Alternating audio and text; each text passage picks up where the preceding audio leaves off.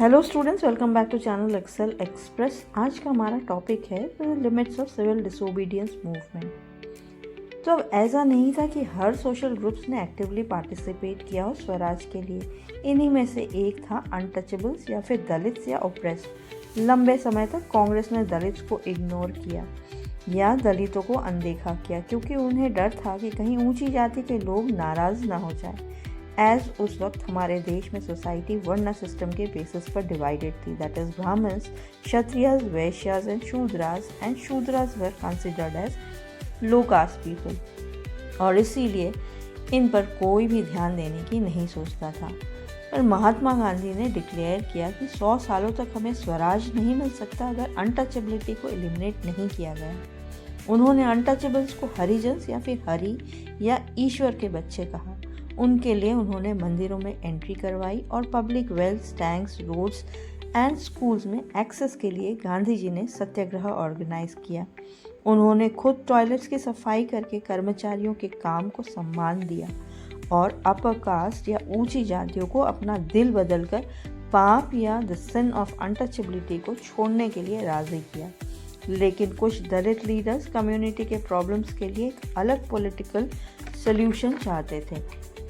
उन्होंने खुद को ऑर्गेनाइज करना शुरू किया और एजुकेशनल इंस्टीट्यूशंस में रिजर्व सीट्स चाहते थे और एक सेपरेट इलेक्ट्रेट की डिमांड की ताकि वे लेजिस्लेटिव काउंसिल के मेंबर्स को चुन सके। अब सेपरेट इलेक्टोरेट का मतलब क्या होता है?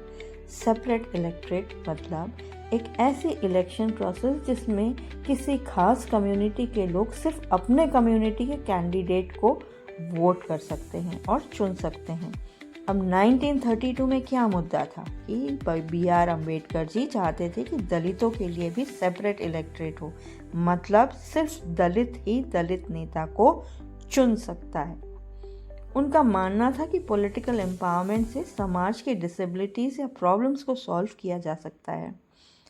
सिविल डिसोबीडियंस मूवमेंट में दलित पार्टिसिपेशन कम रहा महाराष्ट्र नागपुर रीजन में, जहां उनकी ऑर्गेनाइजेशन काफ़ी स्ट्रॉन्ग थी। Doctor B.R. अम्बेडकर, जिन्होंने 1930 में दलित्स को डिप्रेस्ड क्लासेस एसोसिएशन में ऑर्गेनाइज किया, ने दूसरे राउंड टेबल कॉन्फ्रेंस में दलित्स के लिए सेपरेट इलेक्टोरेट की मांग को लेकर महात्मा गांधी से मतभेद या टकराव किया। जब ब्रिटिश गवर्नमेंट ने अम्बेडकर की डिमांड्स मान ली तो गांधी जी ने अनशन शुरू कर दिया। उनका मानना था कि दलितों के लिए सेपरेट इलेक्टोरेट की मांग से समाज में यूनिफिकेशन या फिर इंटीग्रेशन की प्रोसेस जो है वो धीमी हो सकती है। बाद में अम्बेडकर ने गांधी जी का विचार स्वीकार कर लिया और उसका कॉन्सिक्वेंस पूना पैक्ट ऑफ सितंबर 1932 था। This gave the depressed classes, जिन्हें बाद में शेड्यूल्ड क्लासेस कहा गया, उन्हें provincial and central legislative council में रिजर्व सीट्स दिया गया, लेकिन उन्हें सामान्य वोटर्स द्वारा चुना जाना था। हाउएवर, दलित मूवमेंट कांग्रेस लेड मूवमेंट से डरा हुआ था या उन्हें डर था कि कांग्रेस उसके वेलफेयर के लिए कभी नहीं सोचेगी। अब एक क्वेश्चन डिस्कस कर लेते हैं जो कि एग्जामिनेशन पॉइंट ऑफ व्यू से इम्पोर्टेंट है। क्वेश्चन है, how did doctor B.R. Ambedkar's views differ from those of Mahatma Gandhi? First point is representation. B.R. Ambedkar believed that the depressed classes, जो कि दलित्स थे, उनका अपना सेपरेट इलेक्टोरेट हो ताकि वे अपने रिप्रेजेंटेटिव्स को चूज कर सके। वहीं गांधी जी का मानना था कि it would divide the society. अब सेकेंड पॉइंट है approach to social equality.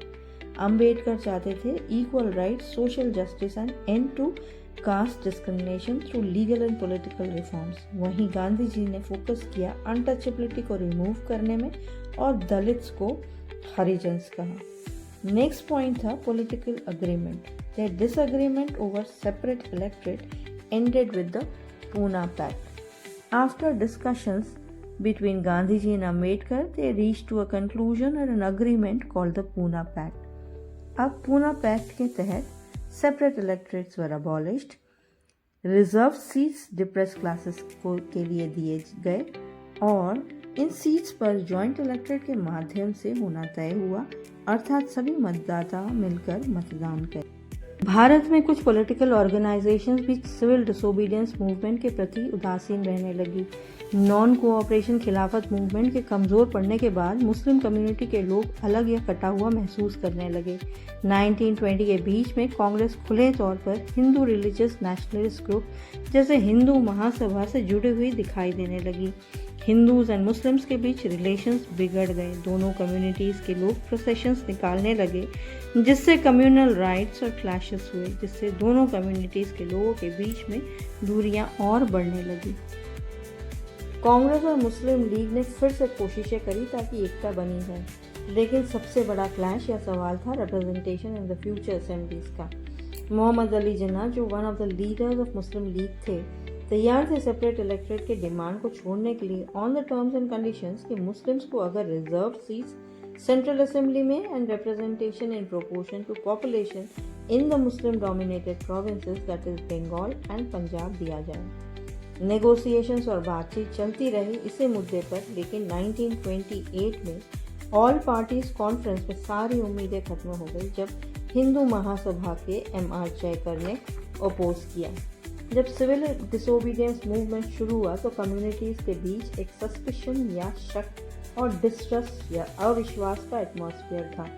Congress से अलग थलग पड़ जाने के कारण मुस्लिम कम्युनिटी के बहुत सारे लोगों ने कोई भी रिस्पॉन्स नहीं दिया। कई मुस्लिम लीडर्स और intellectuals status of Muslims as a minority पर अपनी चिंता जाहिर करने लगे। उन्हें डर था कि मुस्लिम्स की कल्चर आइडेंटिटी डूब जाएगी under the domination of the Hindu majority. तो अब एक क्विक रिकैप कर लेते हैं। Question, what were the limitations of civil disobedience movement का, जो कि एक इम्पॉर्टेंट क्वेश्चन है board examination point of view से।